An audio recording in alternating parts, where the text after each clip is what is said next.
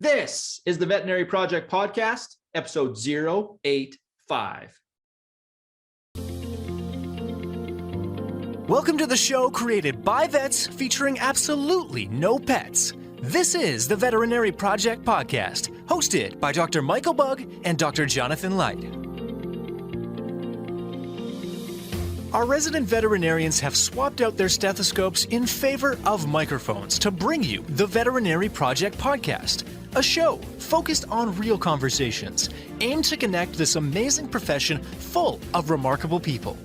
Through the sharing of collective stories and wisdom and connecting over the many unique challenges we face, we invite you to join our community of veterinary professionals leading intentional lives. And now, here are the hosts of the Veterinary Project Podcast, Dr. Michael Bugg and Dr. Jonathan Light. Hey everyone, welcome back. Dr. Michael Bugg, Dr. Jonathan Light. And Jonathan, here's a big round of applause for you. I know this is something you've wanted to do. You and the family have wanted to do for a long time. You officially have a place in Fernie, which I know is your happy place. Tell us about that. Yeah, for anybody, and 30% of our listeners now, according to anchor.fm, are in the States. So they have no idea where Fernie is. So Fernie is in British Columbia, which is about 3 hours drive from Calgary. And we have been going there for years now, checking out different spots, staying in hotels, Airbnbs, lakes, etc. That's our happy spot. And we finally rented a place there, which we're pretty excited about. And this is kind of a intro into, do we love it enough to go and buy a spot? Yeah. So spot popped up on the BC renters on Facebook, and I thought, it's probably gone, but I'm going to text them anyway. 2 weeks later, we've got a signed lease as of this morning. Pretty pumped. Nice. And then just to further elaborate, Fernie is like a vacation, resort destination, like mountains, high quality skiing, also lots of lakes. Biking in the summer, super cool scene in the downtown area, which is really small. It's definitely taken on a life of its own. You'd always say, wish I would have bought there 6 years ago, wish I would have bought there 4 years ago, wish I would have bought there 15. And here we are testing the rental pool because, if we're going to buy there one day, we better make sure that it's a place we want to be for a bit. Yeah, I think that's a great move to rent. And you said you have it for 7 months. So you got lots of time to check it out and decide if you want to, pull the trigger and buy a second home as a vacation home.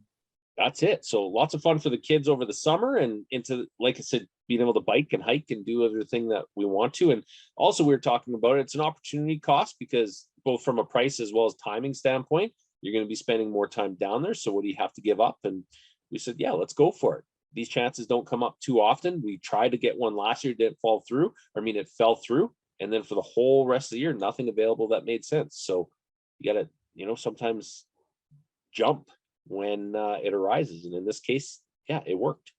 Yeah. And for you at your stage though, with your kids, these are memory making years because they're old enough to do stuff, right? And they're still young enough that they want to do that with mom and dad, right? So it is ideal. And Candace and I had talked about that a lot. For us to be able to get to the pool with them, to be able to hang out with others that are down there in that same setup, this is the time. And it's going to fly by. And Jackson hockey now, Rachel hits kindergarten next year. There's a lot of changes that have already happened. Let's take some time together. Yep. Good for pretty you, pumped about it. Good for you. Bud. Very happy Appreciate for you bringing that up. Yeah. Yeah. And I think it's a great move because it's so it's so easy to get focused. And we talk about it constantly on this podcast. What are we doing to drive forward and success in business and investing and blah, blah, blah. And at the end of the day, all of it really comes down to, spending the time with the people that matter most. And so if you don't actually take advantage of those opportunities to spend that time together, what are you doing it all for? That's just my opinion. I'm not trying to put words in your mouth, but. No, it's great. You and McGregor had a awesome, I think it's crypto.com or something. I don't even know what crypto commercial it is, but it's really, it's Expedia. That's what it is. And right now it's talking about, hey, you could go buy this and you could go buy that. And then he opens a door and it opens up onto a beach. But you won't, and you'll forget about most of those things you buy, but you won't forget about the experiences you have. And that's coming to this conversation. Yes, there's dollars involved. Yes, you're not putting it towards some other investment. But at the end of the day, those experiences, we are not going to get them back at this time in life. Okay, that's fantastic. I love that perspective. Okay, I got more of them, but we'll just have to, leave for another day. we'll save them. We got hundreds and hundreds of episodes to go, man. So we'll just keep dripping these every Wednesday. Dude, we've got it. And the amount of stories that we're listening to these days between you and me, we've got some fodder to work with. Okay. Well, I mean, another great episode. Yep. In a strange way, I'm also a little bit sad because this is part 4 of our 4-part mini series with Dr. Jordan Woodsworth. They were phenomenal. We said that on part 3. We'll be re-listening to them.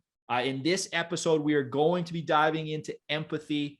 I mean, it's amazing. This episode, exactly. It just sort of, it's like it was a tool belt and Jordan was laying tools in them. And then this episode just shows us how, when you're in situations, you reach in there, grab what tools you need. Sometimes you have to lean on multiple of these skill sets at one time, to navigate the complex situations of veterinary medicine. And so this was a fun one. Love your analogy. It's perfect. Get that tool belt tightened up because it's a good one.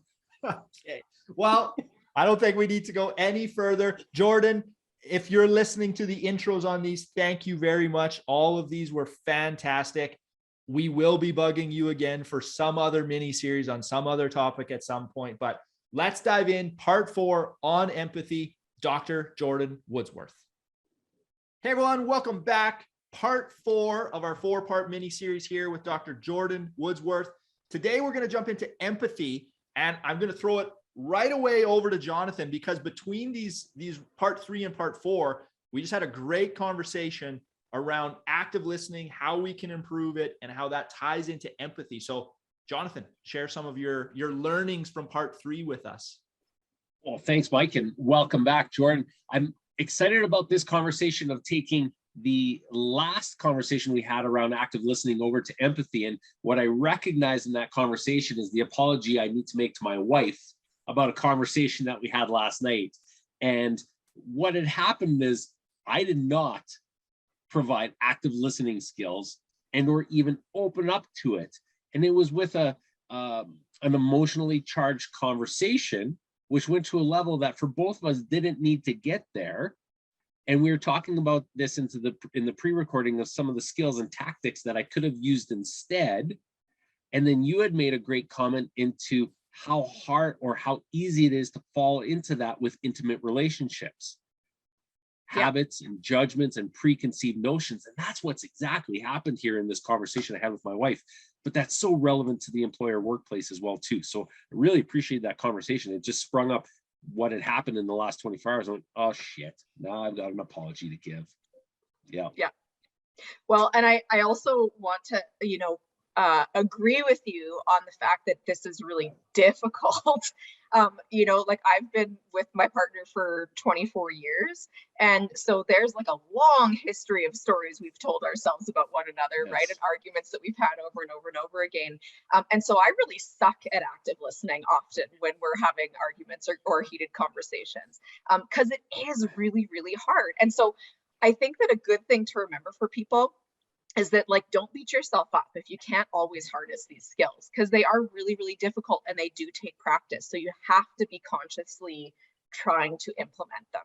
They don't happen on their own. So this is why we're having these conversations and doing these episodes, to give people the tools to do that practice. Nice. And do you think they're harder? And I'm putting you on the spot here. Didn't ask it. Do you think they're harder with those that you know the best, or maybe are the most intimate, or in the employee workspace, those that you've been around for the longest, because of those preconceived notions and habits and judgments and all the rest that goes into it? Yeah, and absolutely. And like you mentioned, a lot of things are emotionally charged because of previous experiences we've had with these people. And sometimes they're the highest stakes relationships too, right? So like those long-term workplace relationships, because you want that sort of dynamic or the relationship with that person to be preserved, and still there are these background stories, and same with our intimate relationships, right? We have these, it's a really high stakes situation where we all want to protect ourselves and protect the relationship, and sometimes that leads to things getting more heated than they need to. But this is also sometimes reflects our stories about ourselves, and that's the other piece that I think sometimes comes up in the workplace too, is sometimes as veterinarians, we have a little bit of imposter syndrome, as I'm sure you'll both agree. And so if we're being challenged by either a colleague or by a client on something that we've recommended or something that we've done, that can often just reinforce that imposter syndrome and make it very difficult to harness these skills of active listening and empathy, and then be able to communicate those. And that's where some of these conversations can get out of hand and get more heated than they need to.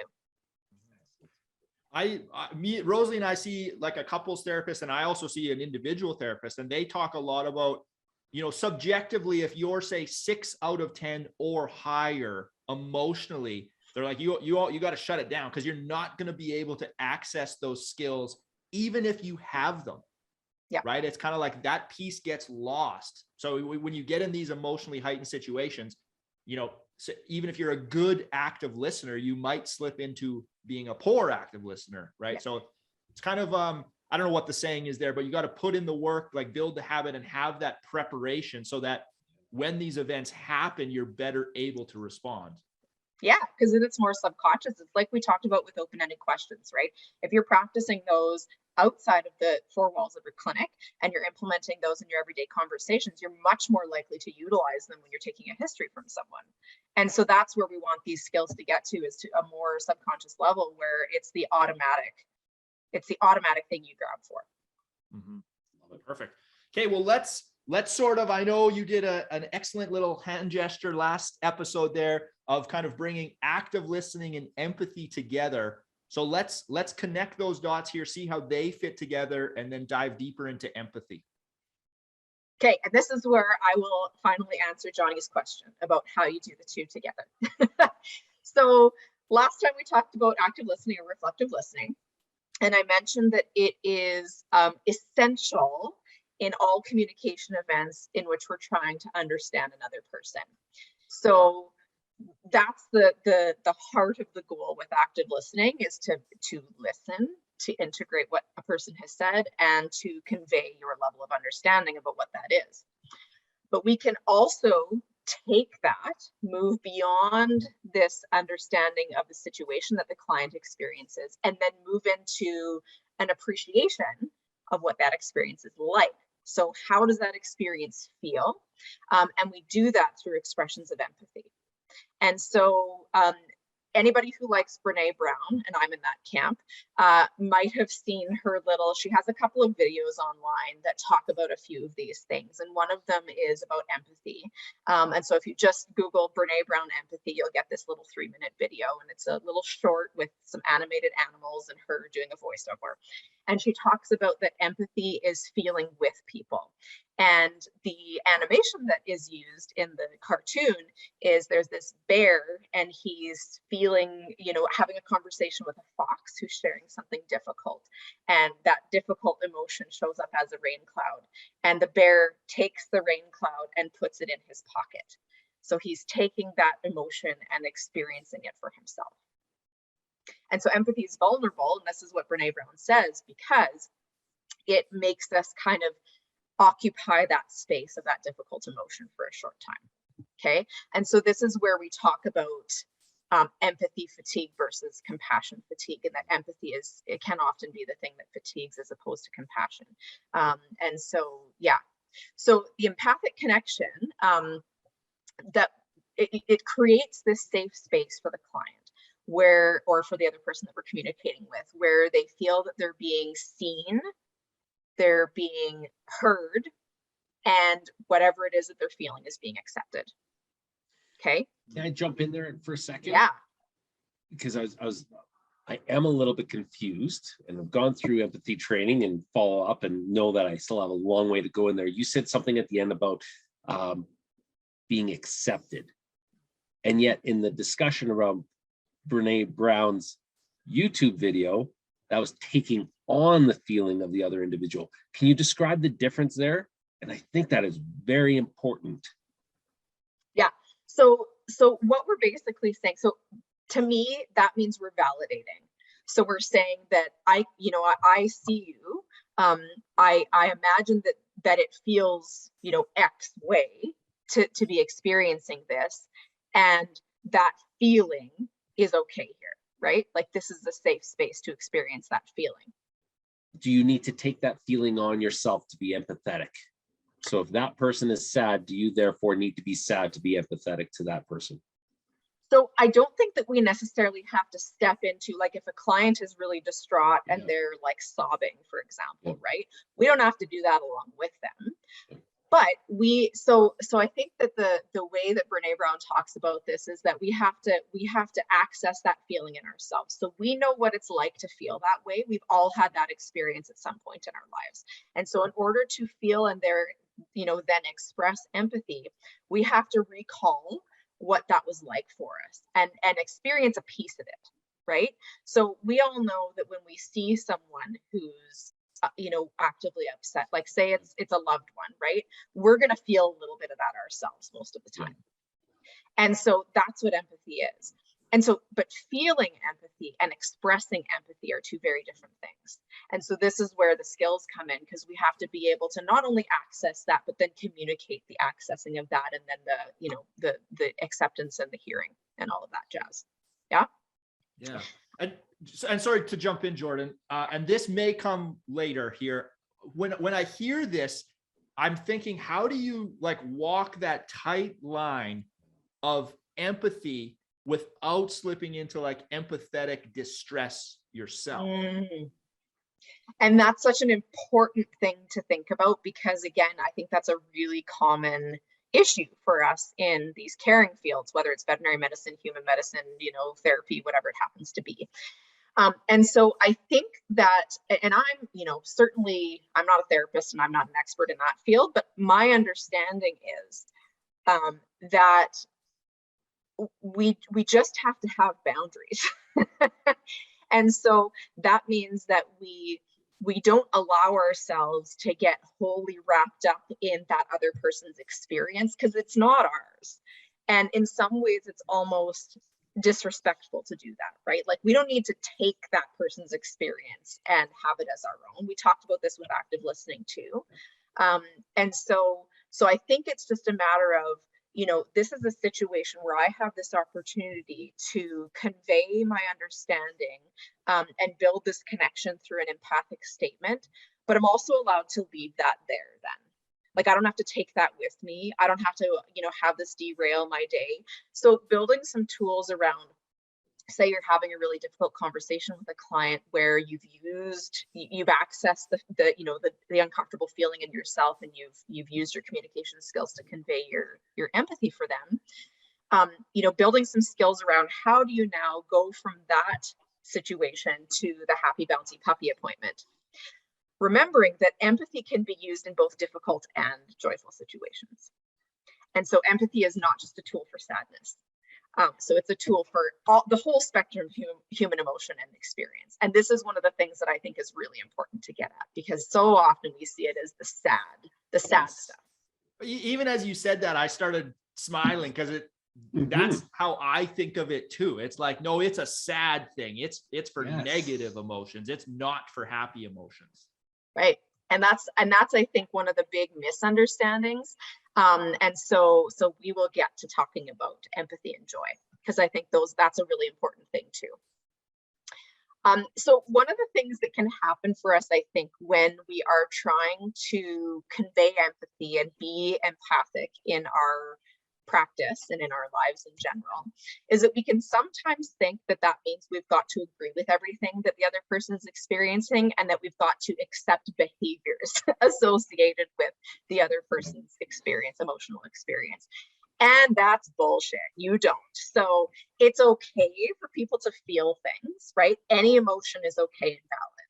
But the behaviors that are sometimes associated with those emotions are not always okay and valid.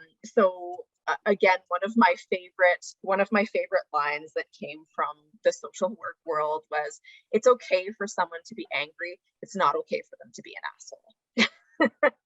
So you can be angry, you can be upset, but you can't be abusive.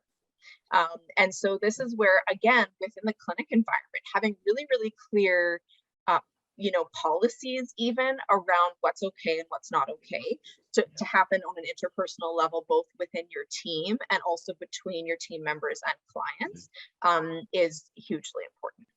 because sometimes we can get down that slippery slope of, okay, well, I'm being empathic, so that means I've got to accept whatever comes at me from our clients. Not the case.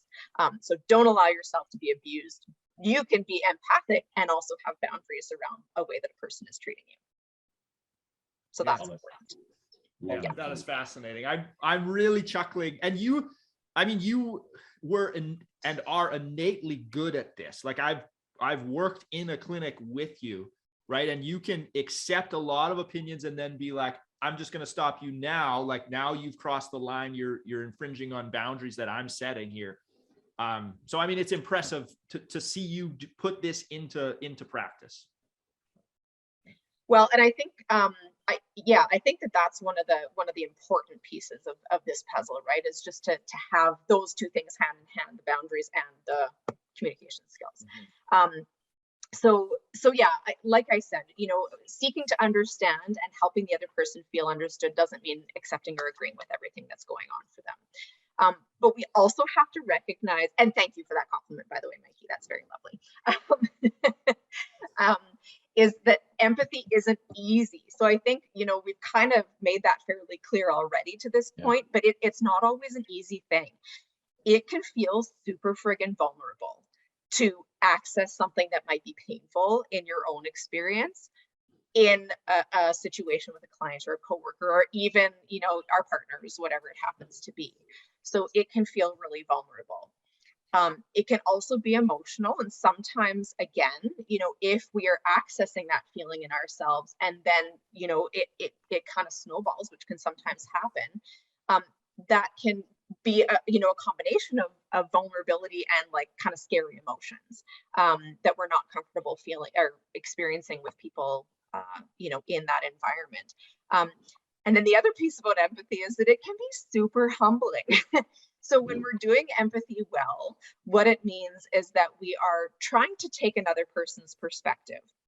So trying to understand or imagine what it might be like to be in that person's shoes. And so we're going to be in that experience often reminded that we don't know everything, that our experience in the world isn't the only one that matters, isn't the only valid one, and that our perspective might not be the only right one either. And so that can be, sometimes humility is friggin' uncomfortable too, right? So, because sometimes our self-confidence and our pride have been kind of hard won. And so we don't want to backpedal on that at all. And so just remembering, like, validating that empathy is hard, I think is a really important piece of this puzzle too.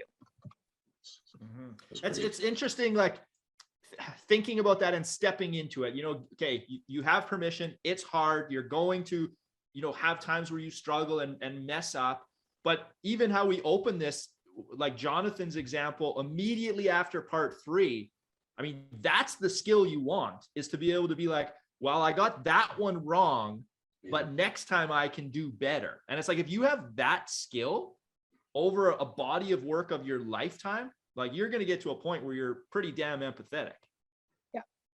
And like, you're telling me I have a chance, Mike. There's hope for you, Jonathan. He's throwing compliments out there nonstop today.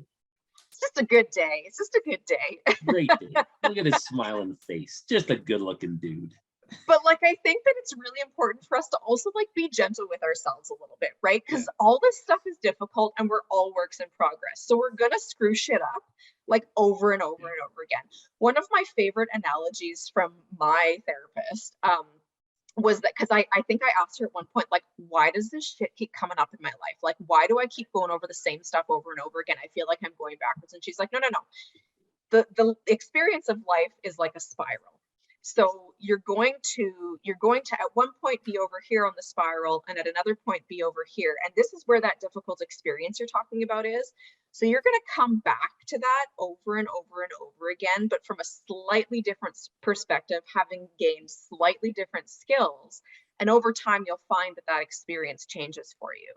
But that's what life is, right? We're just kind of, retracing our steps over and over and over again with a slightly different angle along the path until we get to a point where maybe that piece is resolved if we're lucky, right?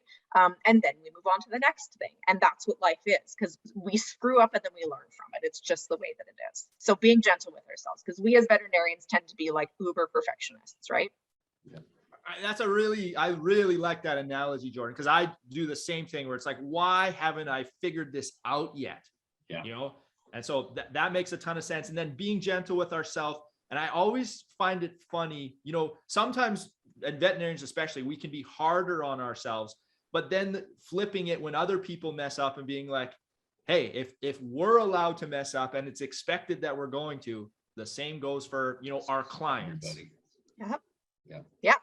And our clients are allowed to have a bad day and, you know, show up and be jerks, but they just have to understand that they're not allowed to be jerks in the hospital. they can't treat our staff that way, but also like they're humans. So they're going to mess up sometimes. Right. Agreed.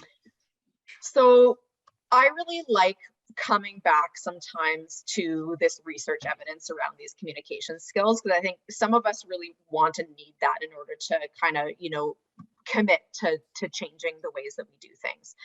So what I'll say is that empathy has been called the single most important skill in building client relationships and leading to positive outcomes. Okay, so that's my like big statement. But empathy statements, in a study that was done at the University of Guelph, empathy statements are expressed in only about 7% of veterinary appointments.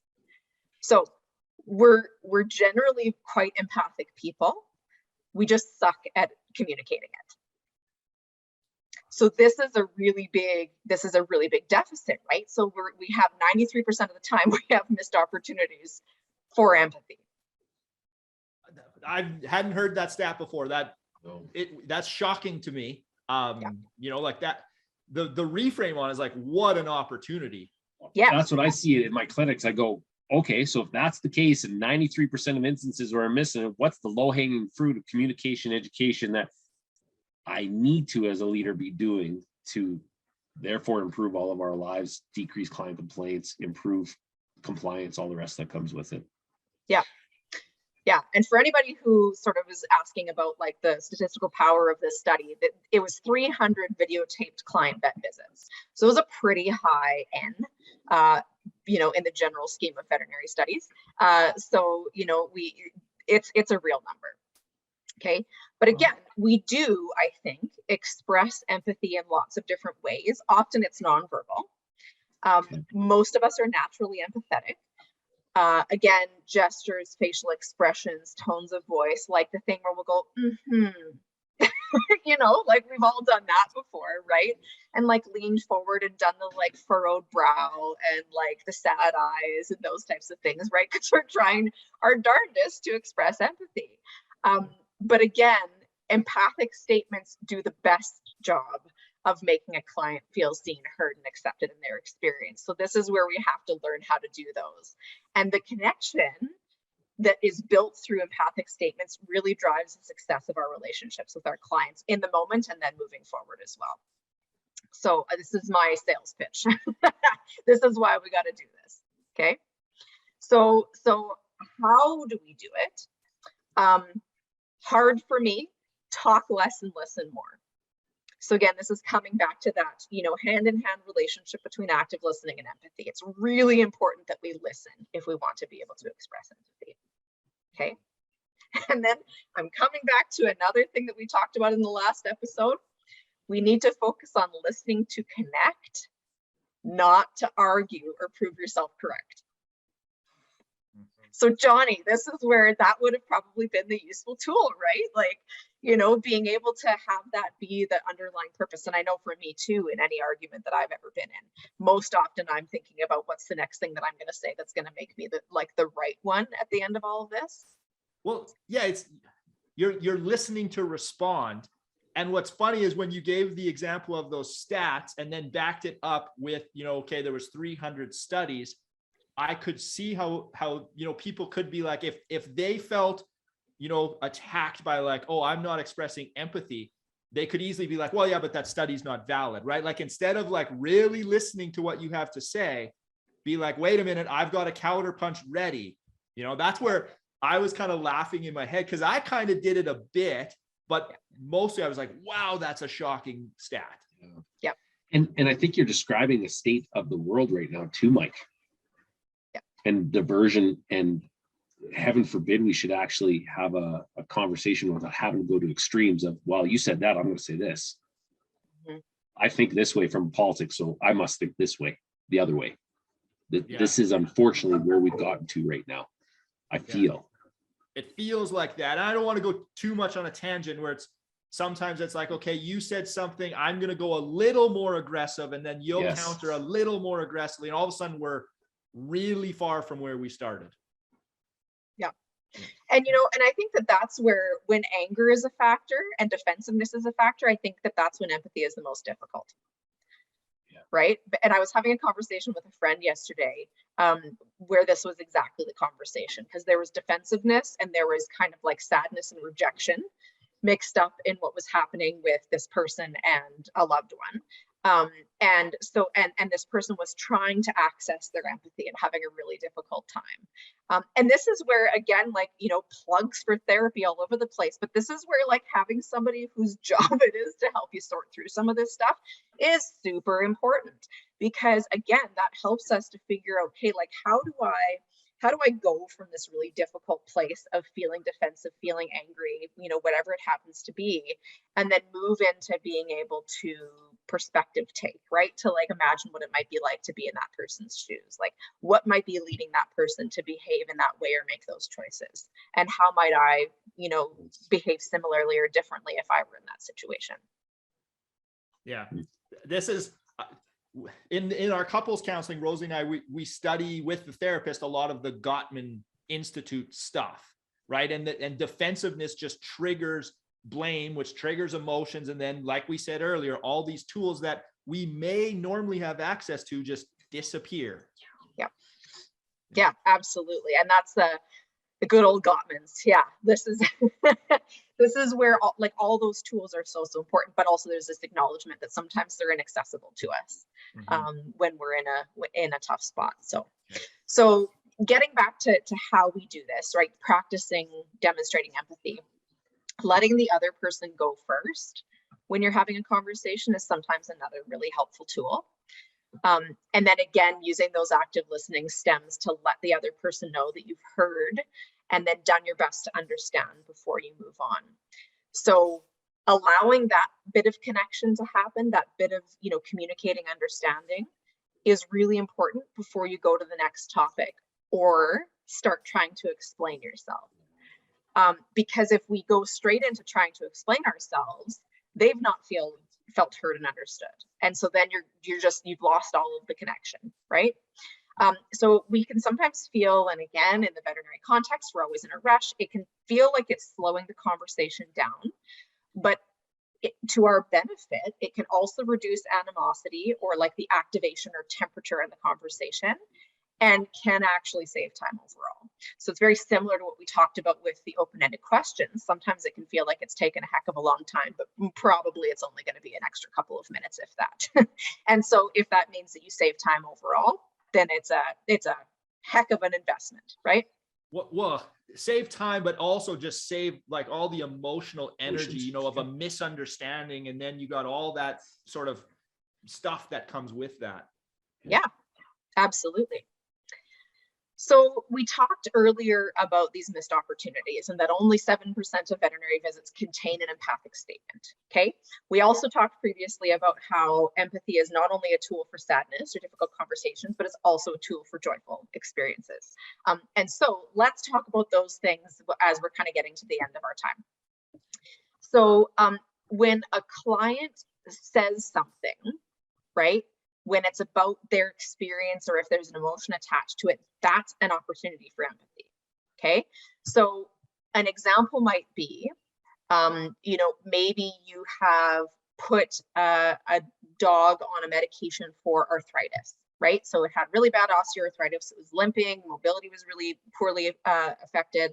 And you've got the animal back for a recheck and their owner says something like, I can't believe the difference in Zach since he went on his own on this medication. He's back to his old self, right? So an empathic statement might be, I'm so glad to see him looking so good. This is exactly the outcome we were wanting, right? That's a happy circumstance. We get to feel happy with the client. Why not capitalize on that, right? This is a great opportunity for empathy to not feel like it burns you out. Is a comment along the lines of, I can hear how happy you are in describing the way that this case has gone. Is that another empathetic? Because you're then therefore saying, I hear, and allowing them to counter or not, or add to. And so that would be your active listening statement. Absolutely. And so you're nailing it. And then you might say, like, I can imagine you just feel so relieved, right? Yeah. So I can hear how happy you are. I can imagine that it's just a real feeling of relief for you, because I heard you before say how worried you were at how poorly Zach was doing. Right? Nice. I got to add, I can imagine. It has to get drilled into my usage here. Yep. I can imagine. We need to set a challenge for everybody who's listening to this. We will at the end. That's our job. So another good example might be when things are challenging, right? So someone might say to you, another test, it feels like we're getting nowhere. I keep spending money and we're not getting any answers, right? We've all heard that. So, you know, we start with active listening. So we say, yeah, I hear how frustrating this has been for you. We've been on a long road together. And then empathy might be, I can imagine that it feels a little bit fruitless at this point in time and like we're just flailing in the dark, right? Because that's often how it does feel in these circumstances. And then let's branch into an open-ended question. What are your expectations for the outcome of our testing and our workup with Fluffy? Right? Like, what do you want to see? What is it that you're aiming for? Because maybe we've never asked that question. I would say that perhaps we should be asking that in the beginning, right? What are your expectations? But we can do that at any point in time. Yeah, and you could tweak that question to that endpoint too. Absolutely, you could. Yeah, and you can ask it again and again, right? Yeah. And then I think, you know, some of this other stuff like dissatisfaction, you know, our front end staff will often hear things like, I've been waiting here for an hour, right? And you could say, yeah, I can see how frustrating this must be for you. And I apologize is an okay thing to say. I can imagine that you feel like you're less important for us right now. I can assure you that you're on our list. And let me go find out for you how much longer it's going to be. Or what kind of time do you have available for waiting today? Right? Because again, some of it is figuring out the perspective of that person so that you can help them in the best way you can, right? And not always will you be able to meet their expectations, and that's okay. But knowing what they are and getting them out into the open and then being able to discuss them, I think, is the most important. Yeah. Man, there's a lot of layers to this. If you know, it feels like at all positions in a veterinary clinic, different scenarios, different circumstances that you can role play this with. It's pretty fascinating. I love it though, because it's taking all four parts and bringing them together through these conversations, open-ended question, all of them. Absolutely. And that's why, you know, that's what's so cool about these to me, and like why I'm so nerdy about it, because I think that they really do, like, one kind of helps the other, informs the other, right? And then ties back to the first one again. Yeah. And so it's a holistic toolbox that helps you with pretty much anything. And if people are ever wondering about, how could I tackle X, Y, or Z situation, just know that there are out there other suggested like mnemonics and things like that to help you through a certain situation.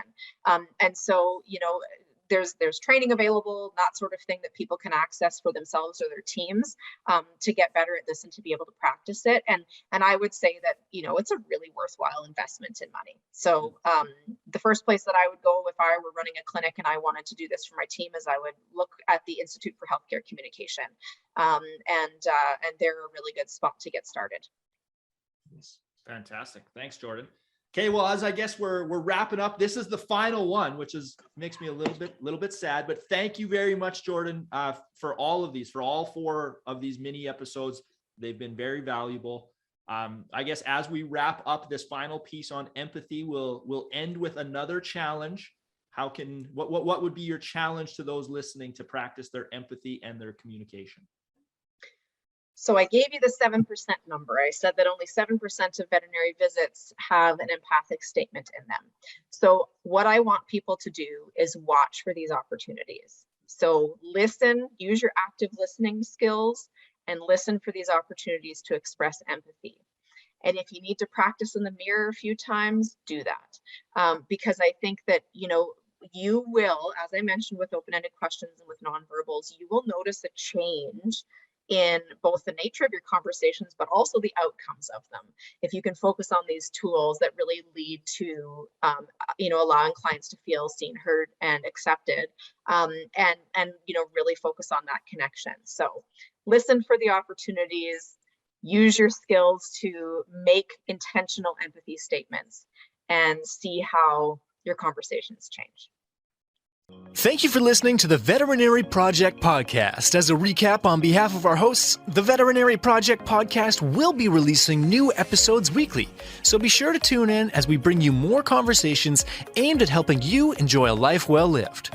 If you enjoyed what you heard on the show and you want to stay in the know, please like, love, and or subscribe to the podcast on the listening platform of your choosing, as we're available on all the usual suspects. If you know of others that may benefit from these conversations, we'd love it if you please share the show with them, as this will help us grow our community to reach more and more veterinary professionals. Speaking of which, if you are a veterinary professional and would like to get connected with more like-minded individuals who are joining us on this journey, please send an email to the veterinaryprojectpodcast@gmail.com, and we'll invite you to be a part of our private Facebook group. General feedback, requests for information, or perhaps requests to be a guest on the show can also be sent to the veterinaryprojectpodcast@gmail.com. Dr. Michael Bugg and Dr. Jonathan Light, thank you for listening to the show, and we'll catch you again next week for another episode of the Veterinary Project Podcast. Bye for now.